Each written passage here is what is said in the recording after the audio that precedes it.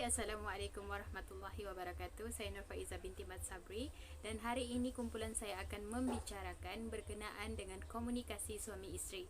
Dan pertama sekali saya akan membincangkan berkenaan dengan definisi komunikasi itu sendiri. Seperti yang kita tahu, komunikasi ini melibatkan dua pihak atau dalam kata lain, ia adalah proses dua hala yang memerlukan penglibatan dua pihak atau lebih. Komunikasi bermaksud perhubungan yang berlangsung antara pihak yang memerlukan atau berkepentingan bagi menyampaikan maklumat atau mesej dan lain-lain mengikut kedudukan pihak-pihak yang melakukan komunikasi. Seterusnya, saya akan membincangkan pula berkenaan dengan akhlak-akhlak berkomunikasi dalam Islam. Yang pertama adalah qaulan karimah, iaitu kata-kata mulia. Sebagai seorang Muslim, kita harus berkata dengan kata-kata yang mulia dan kita hendaklah menghindari kata-kata yang menghina, mengejek atau mengolok-olok sehingga perasaan orang lain tersakiti. Dan yang kedua adalah qaulan ma'rufan, iaitu kata-kata yang baik. Berkatalah yang baik ataupun diam. Itulah pesan Rasulullah kepada umatnya. So, sebagai seorang Muslim yang beriman, kita haruslah menjaga lisan dan perkataan yang keluar daripada mulut kita. Yang ketiga adalah qaulan syadidan, iaitu kata-kata yang lurus dan benar. Katakanlah kebenaran itu meskipun sangat menyakitkan. Itulah kata-kata yang selalu kita dengarkan. So, sebagai seorang Muslim, kita harus berkata-kata dengan jujur dan tidak berdusta. Kerana sekali kita berdusta, susah untuk orang lain mempercayai kita di hari lain lagi. Dan yang keempat adalah qaulan baligan, iaitu kata-kata yang tepat. Kita haruslah melihat situasi ataupun kondisi yang tepat untuk menyampaikan kata-kata yang tepat. Dan yang terakhir adalah qaulan lainan, iaitu kata-kata lemah lembut. Kata-kata lemah lembut dimaksudkan adalah bila kita berkomunikasi dengan antara pihak lain, kita tidak harus mengeraskan suara kita seperti membentak ataupun meninggikan suara, kerana sesiapa pun manusia di dunia ni tidak suka berbicara dengan orang yang kata-katanya kasar. Assalamualaikum warahmatullahi wabarakatuh. Saya Haryati dan saya akan menjelaskan mengenai modul yang kedua, iaitu kepentingan dan juga bentuk komunikasi di antara suami isteri.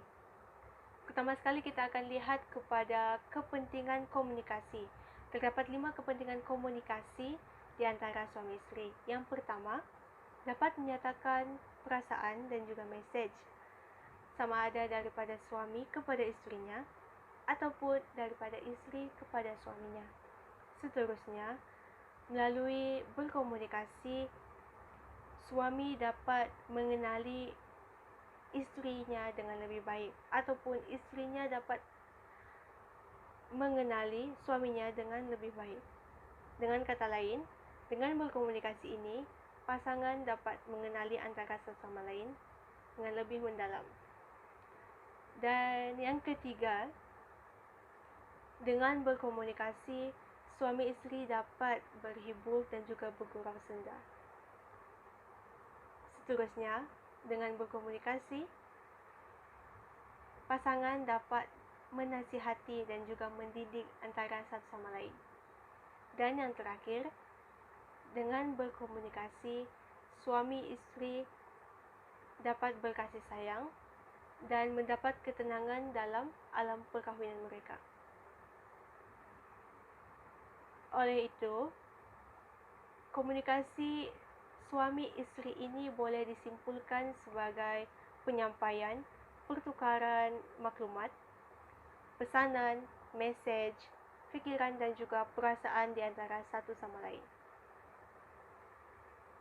Baiklah, seterusnya kita akan lihat kepada bentuk komunikasi di antara suami isteri.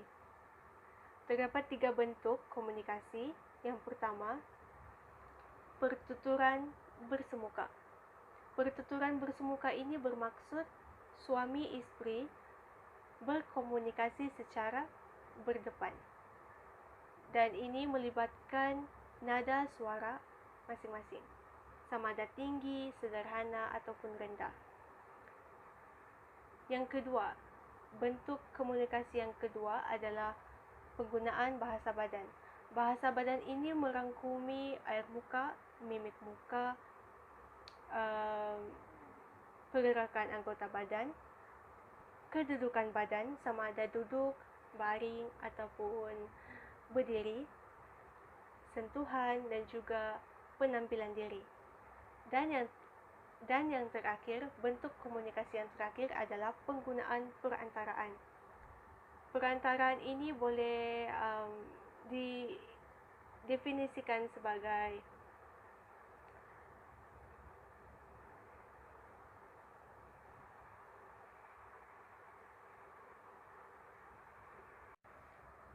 seterusnya. Bentuk komunikasi yang ketiga ialah penggunaan perantaraan. Perantaraan ini bermaksud sama ada pemberian hadiah, penggunaan SMS ataupun media sosial seperti Facebook, Twitter, Instagram, Telegram dan juga WhatsApp. Ataupun dengan menggunakan memo dengan tujuan berkomunikasi antara satu sama lain. Assalamualaikum warahmatullahi taala wabarakatuh. Saya Richa Natasha binti Frederick akan menyambungkan bahagian yang seterusnya, iaitu komponen dalam komunikasi berkesan. Komunikasi berkesan ini terjadi apabila mesej yang disampaikan oleh penyampai dapat diterima dan difahami dengan jelas oleh penerima. Maksudnya kalau dalam hubungan suami isteri, kita boleh bagi contoh komunikasi berkesan ni terjadi apabila suami menasihati isteri dan isteri faham apa yang suami cuba sampaikan, dan pada masa yang sama suami dapat menjaga hati isteri. Jadi dari definisi ni pun kita boleh tengok komunikasi berkesan ni penting, dan jika tidak dipraktikkan akibatnya kemungkinan maksud penyampai akan disalahartikan oleh penerima dan akibatnya akan timbullah konflik di antara kedua-dua pihak suami dan isteri. Baiklah, terdapat 3 komponen utama dalam kemahiran komunikasi berkesan. Pertama, matlamat yang baik. Kedua, mesej yang jelas. Dan ketiga, cara berkomunikasi yang berhikmah dan bijaksana. Baiklah, untuk poin yang pertama iaitu matlamat yang baik. Jadi matlamat yang baik ni maksudnya bila kita ingin berkomunikasi dengan pasangan kita, kita kena set lah atau kita kena tahu apa matlamat kita. Contohnya, matlamat ni boleh jadi nasihat, peringatan, berita, menyampaikan sesuatu yang berunsurkan pendidikan atau memberi dorongan dan sokongan. Jadi pertama-tama sekali kita kena tahulah apa matlamat kita. Contohnya kalau kita ingin menasihati suami atau suami menasihati isteri, kita kena set lah tujuan kita tu untuk menasihati. Jadi kita kena tahu menjaga sensitiviti pasangan, dan dalam menasihati tu kita jangan selitkan unsur sindiran yang sinis kepada pasangan untuk elakkan pasangan kita tu terasa hati. Dan tegurlah kesalahan pasangan masing-masing dengan cara yang betul sesuai dengan matlamat kita. Baiklah, komponen yang seterusnya ialah mesej yang jelas. Jadi mesej yang jelas ni merangkumi beberapa aspek. Contohnya nada suara, bahasa dan perkataan, masa dan keadaan yang sesuai. Maksudnya di sini kalau nada suara ni kita kena bercakap tu dengan jelas lah supaya pasangan boleh dengar betul-betul apa yang ingin kita sampaikan. Jadi kalau pasangan pun senang untuk dengar, diorang pun senang untuk respon dan faham apa yang kita maksudkan.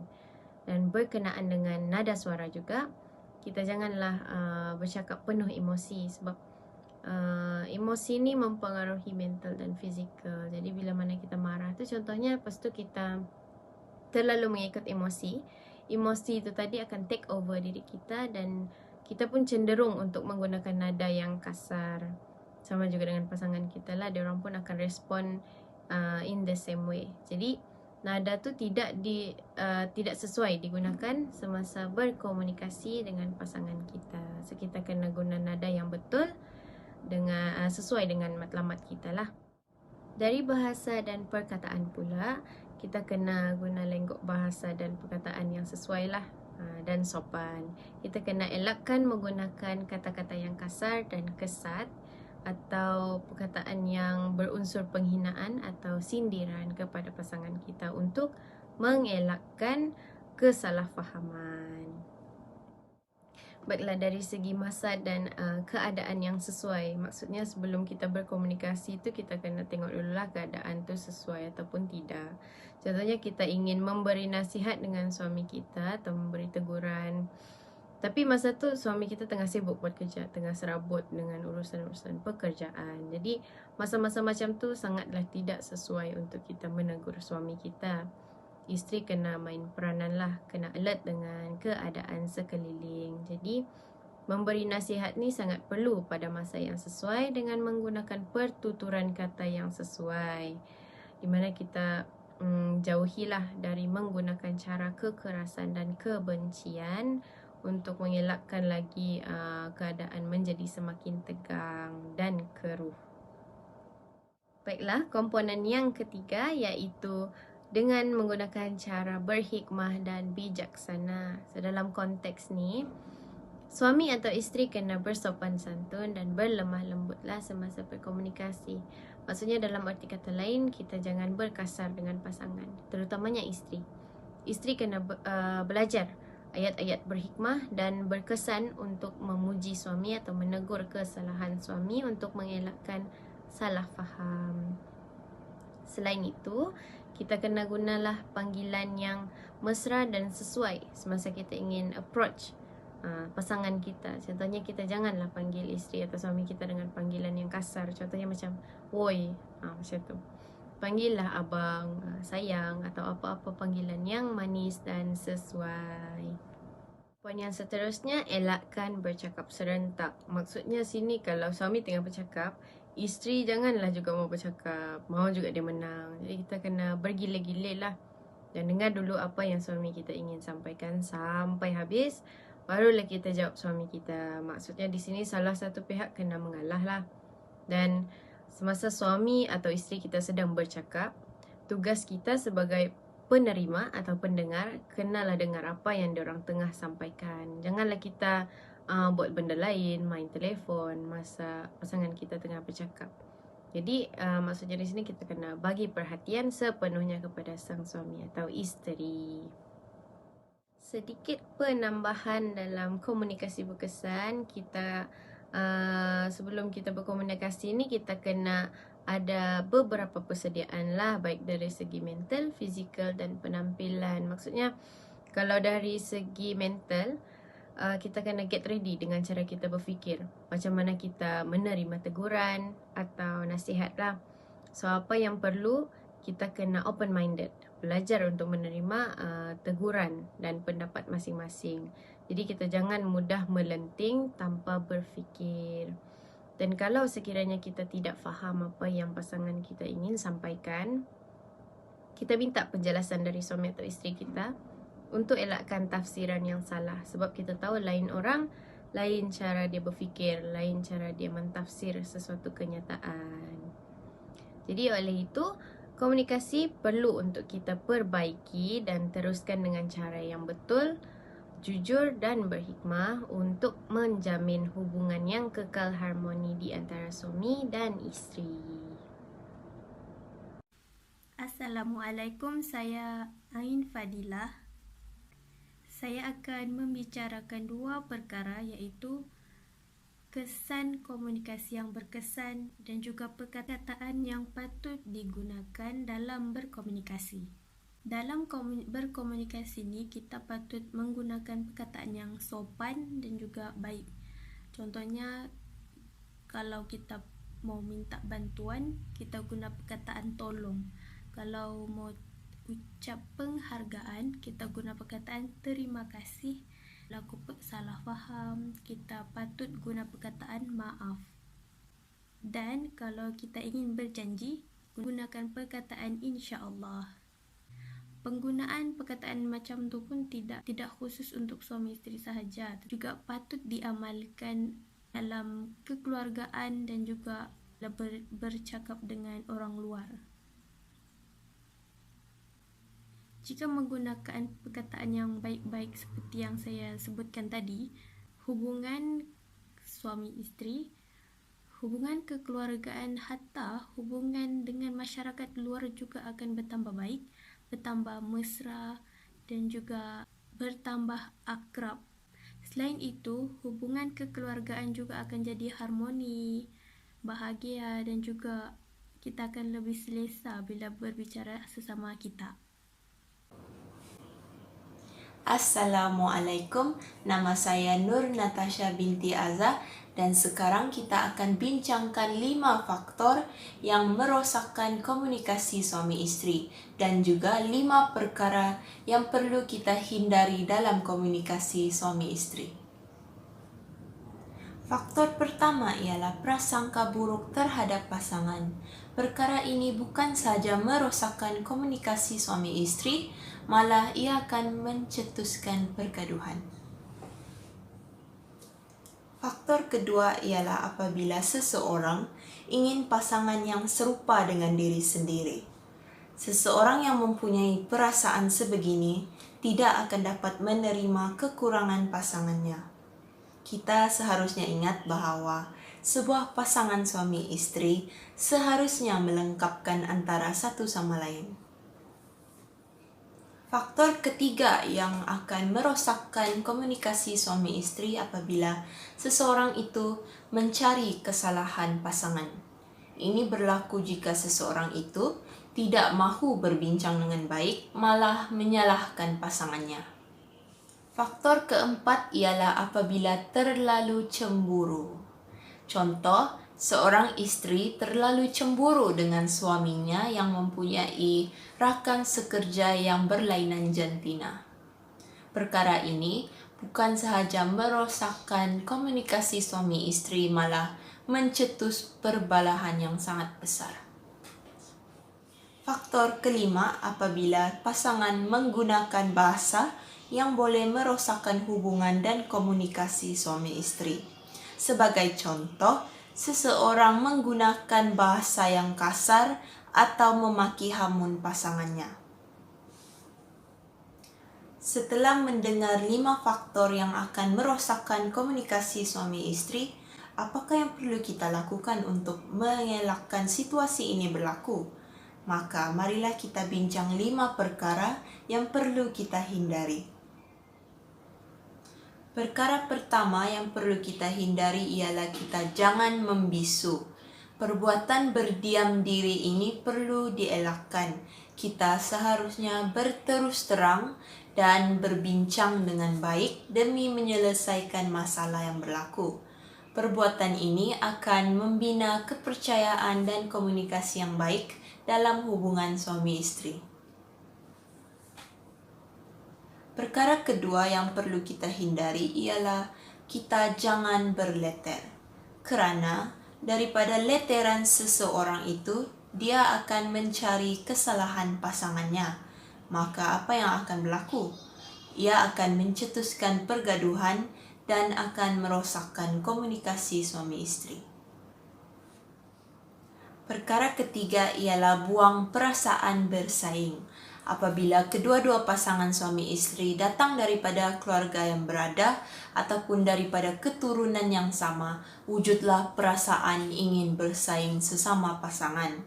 Perkara ini akan mewujudkan persekitaran yang tidak sihat dalam hubungan suami istri. Maka kita seharusnya elak daripada perkara ini berlaku demi menjaga komunikasi yang baik sesama suami istri. Perkara keempat ialah kita jangan mengugut pasangan. Sebagai contoh, seorang suami berkata derhaka ataupun aku tidak reda dengan apa yang aku beri kepada istrinya, maka ayat-ayat sebegini akan merosakkan hubungan dan komunikasi suami istri. Perkara yang terakhir ialah perkara yang kelima, yaitu kita jangan menuduh. Kita jangan menuduh pasangan tanpa usul periksa dan bukti yang kukuh. Kita seharusnya buang perasaan prasangka buruk terhadap pasangan dan membina kepercayaan serta mengawal emosi kita supaya dapat menjamin komunikasi dan hubungan yang baik sesama suami istri. Maka itu sahaja daripada saya. Sekian, terima kasih.